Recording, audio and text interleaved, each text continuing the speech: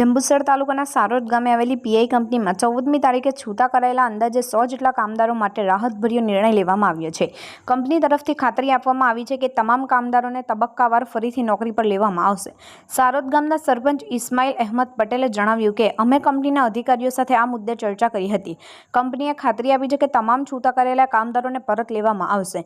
જો કે આ પ્રક્રિયા એકસાથે નહીં પરંતુ તબક્કાવાર હાથ ધરાશે। આવતા બુધવાર સુધીમાં તમામ કામદારોને લઈ લેવામાં આવશે તેમ તેમણે સ્પષ્ટ કર્યું। આ નિર્ણય બાદ કામદારોમાં ખુશીનો માહોલ જોવા મળ્યો છે। સાથે જ કંપનીમાં ફરીથી શાંતિપૂર્ણ રીતે કામકાજ શરૂ થવાની કંપની કામદારો વચ્ચેના સંબંધોમાં સુધારો થવાની આશા વ્યક્ત કરવામાં આવી છે।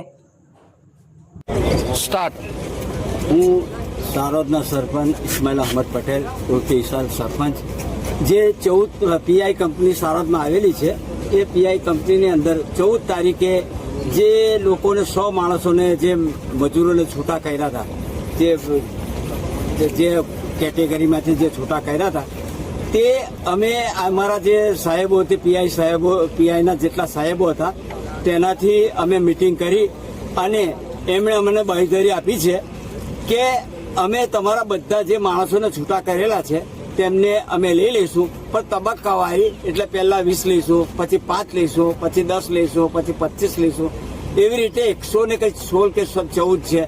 હાલાકે જે કંઈ અંદર કંપનીના અંદર જે પંચિંગ થયેલા છે એમનું કહેવું છે કે અમે પંચિંગવાળા જે માણસો છે તે જોઈ લઈએ પછી આપણે આ કરીશું। એટલે પરમ દિવસથી આ અમારું અભિયાન છે તે પૂરું ચાલુ થવાની તૈયારી છે।